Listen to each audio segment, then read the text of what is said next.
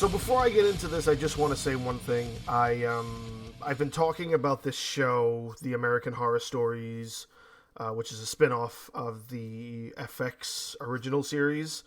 It's on Hulu.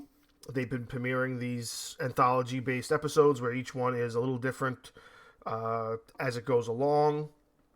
Originally, I thought it was meant to be that it had some sort of connection to its parent show, which the episodes as they've gone along doesn't really seem to express that. And I was always, through the things I have researched, I have always seen that there have been 6 episodes that they were talking about. I was mistaken. There are actually 7. So the one that this week is not the last one, but the second to last one. And the one that just passed, called Ball, I'm going to get into that now.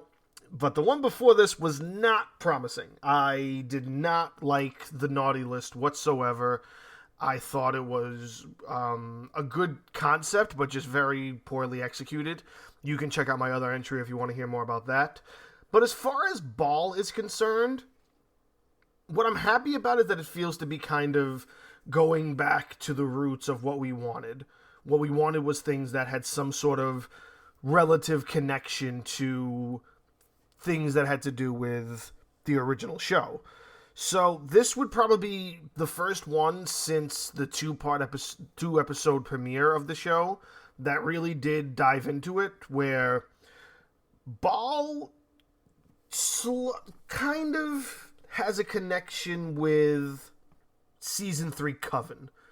It's not plainly out there, but it's close enough to actually being that, or set in that universe in a way, because it has to do with witchcraft and totems and summoning demons and pagan rituals and things like that. So it has that connection. What is the story for Ball? So the story for Ball, and we finally get to see another American Horror Story alumni come back. Billie Lourd is starring in this episode. She is a woman who has been trying to get pregnant with her husband. They have gone through what's called IVF treatment, which is in vitro treatments at a fertility center. I'm going to get into a little bit of the personal stuff that I feel with that in a second. And what they're doing is they're trying to do, and they've been unsuccessful in trying to have a child. After like the 5th cycle of trying to do it and it's unsuccessful, as she's going to leave, the character Liv, played by Billie Lourd, gets given a gift from the receptionist. And she says, "Here, take this totem, put it under your bed when you have sex, and it should help you have a son in some way, shape, or form. There's nothing that has to be done, just have it, put it under your bed." So they do that. And then there's a big time jump of, I think, like 16 months or something, a year and a half. And she has a kid. And the kid's born, and they have a nanny and whatnot. Because the character Liv is rich. She inherited, like, millions of dollars from her dead grandfather or something. And the husband is trying to be an actor, and he's only getting, like, side character roles. So she's kind of supporting the family while he goes out and tries to be an actor. And of course, being that the child is now born and he's kind of gotten a little bit older, not too much older, he's only like 6 or 7 months, but weird stuff starts happening in the house. And it apparently has some sort of connection with the totem, and what she's seeing on, like, in the house is making her go crazy. So the husband takes her to see a specialist because they think she's suffering from postpartum depression. Which is very likely because she went through a lot to get to this point where she actually has a family. She wanted to have a baby. She wanted to have it natural. And she's finally done it. But now she's thinking that she can't raise this baby, and she's seeing things in her house. And the specialist who's trying to help her is trying to get her to kind of feel differently, or kind of approach situations differently, and get her to not, like, get into that depressive state where she thinks she's hallucinating, I guess you could say. I'm not going to 100% ruin it, but let's just say that it don't work out. Actually, maybe I can ruin it because it's already been out for a couple of days, and it really the ending really has to explain why I actually do appreciate this a little bit more than the previous episode.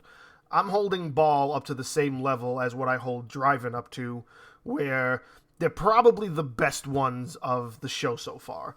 Though Drive-In is still better because Ball's ending is a little bit out there. The thing is that Ball could have been a completely separate season. They crunched this story into 50 minutes, but you could have easily taken each individual, portion of plot device and made it its own episode. Especially the fact that it has 3 twists. And that's pure American Horror Story fashion. You never know what the actual ending is. What you think is the ending, you're like, wait, this is only episode 7. There's 10 episodes. This can't end now. So you're going to have 3 more episodes, and each one of those has an ending that's going to make you think it's the ending. And that's exactly what this episode gives you. It gives you a whole season packed into one less than an hour episode. Truthfully, it probably would have been better if they did make it its own season and kind of have it be where it is connected in some way, shape, or form to Coven a little bit more. Because you can have that opening when you have more room to grow with a show that's many episodes long over this one less than an hour episode. But what they do well is just keeping to those roots, and it's probably the first time this show does that. Regardless of the first 2 that have a direct connection to Murder House, that's all well and good. Drive-In is a great story. Naughty List sucked flat out. Ball is just exactly what you were looking for in this show, especially for me being a fan. And when you get that finally this far into the season, this far into the show's run, and it's the first time they're doing this kind of runoff, it sucks that we had to wait this long to get something that gave you the feel of what you get from the actual show. So now let's talk about the 3 twists. Twist number 1. It turns out that the guy she's married to was in this long con to screw her out of her millions. And all the stuff that she thinks she's seeing is actually set up by 5 of his friends. One of them being the receptionist at the fertility center. So once you discover that, and you discover, oh, there really isn't any demon, there really isn't any totem curse or whatever, that nobody wants the child or anything like that, you start to go, oh, so maybe this isn't connected to Coven. Then, 2 minutes later, boom, Ball shows up and murders everybody except for the husband.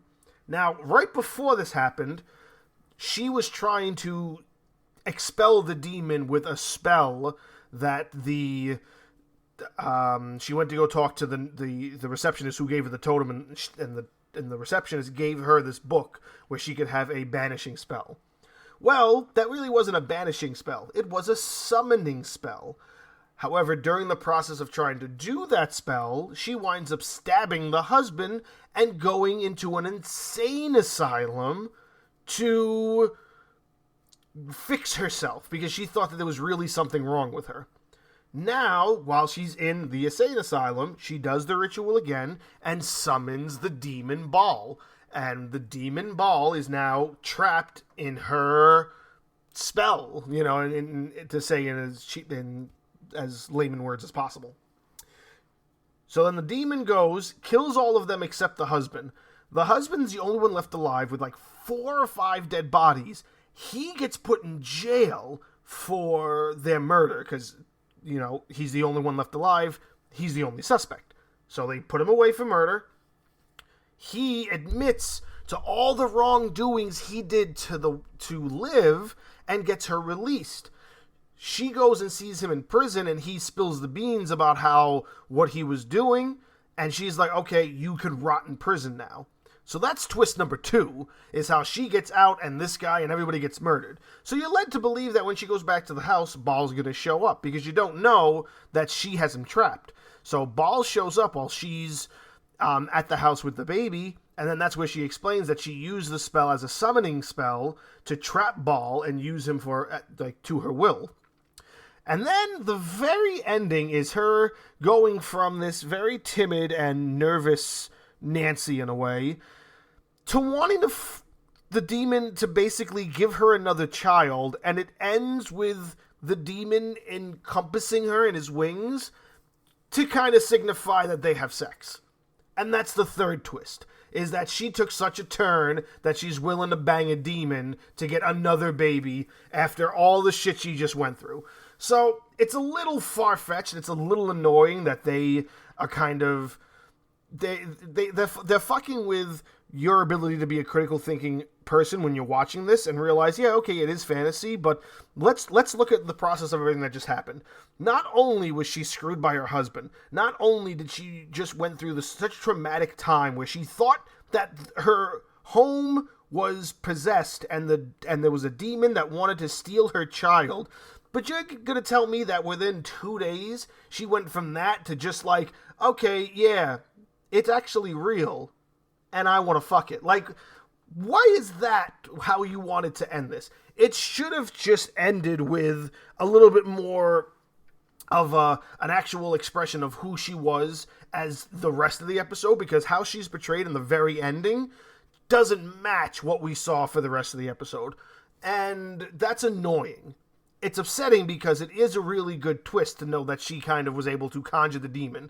But you're telling me that she just went from that to just being completely sane and completely comfortable with everything enough that she wants demon dick? Like, that's dumb. That's poor. That's poor decision making on whoever's part it was to add that third twist in there. The first two were perfect. When the demon pops out of nowhere, when you find out that it's all a scam and whatnot, and they almost got away with it. All of that is great, but that last 5 minutes, not even, maybe the last 3 minutes, is kind of where it lost me. Everything leading up to it is perfect, though, and it is really true to American Horror Story, especially the season 3 Coven. It's very connected to that, and it gives you that feeling throughout the episode, and that's why I wish maybe they would have saved this as another season, maybe like calling it like Coven 2 or something. I don't know. Or maybe just where, like this, we haven't seen anybody besides Billy Lord from the original series. I mean, maybe one or two other ones, but not as big as Billy Lord. Like, Billy Lord's been a big deal in American Horror Story, just as much as Evan Peters has been. But you haven't seen Evan Peters in here, and you're going to tell me that you would put him in an episode and not make it a big deal of whatever character he's supposed to be or whatever universe you're supposed to set him in. Which, it doesn't look like Evan Peters is in any of this, and I remember them saying that he wasn't supposed to be, but wasn't, what's her name? Shit, this is going to bother me. There was somebody who was supposed to be in the series. Sarah Paulson, that's who it is, Sarah Paulson. She is supposed to be in the series in some shape or form. We're getting up to the last 2 episodes. If you look at the roster for the actors in those last 2, she's nowhere to be found. Maybe they're hiding her, I don't know. I know they were talking about Danny Trejo at the beginning of the show, and then he popped up as Killer Santa in the last episode. Again, really bad episode that was, and it's really upsetting that Danny Trejo happened to get that story. But I digress. What's nice is that it's still kind of trying to bring you back with this one. Maybe they knew that they might lose some people with episode 4, but they knew they would get them back with 5. So they have my attention again, and it took me a couple of days to really want to give them the shot.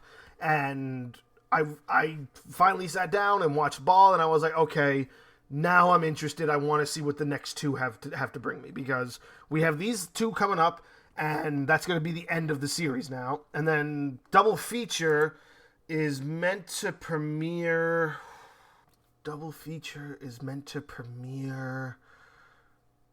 end of this month. Yeah, end of this month. So we have the last 2 episodes, and then it's going straight into Double Feature, which is why I always thought that Drive-In was some way, shape, or form meant to be connected to Double Feature. Because you think about it, Double Feature, Drive-In movie, it just makes sense. But again, they haven't connected any other episode to anything else besides the first 2 being connected to Murder House. And this is the closest we got to something somewhat connected to another season, being that it's connected to Coven. So maybe that's another reason why it kind of was a little more appealing to me. Coven's one of my favorite seasons, and I appreciated this episode. The ending, though, was really poor, and I really wish they kind of just left it at the first two twists, or changed up that third one to make it match a little bit better with the entirety of the episode. That's just me, you know. I don't know how other people feel about it. There might be people out there that loved the Naughty List. You know, I'm not a person who loved the Naughty List. I thought the Naughty List was garbage. I don't think this is garbage. I just think it could have ended better.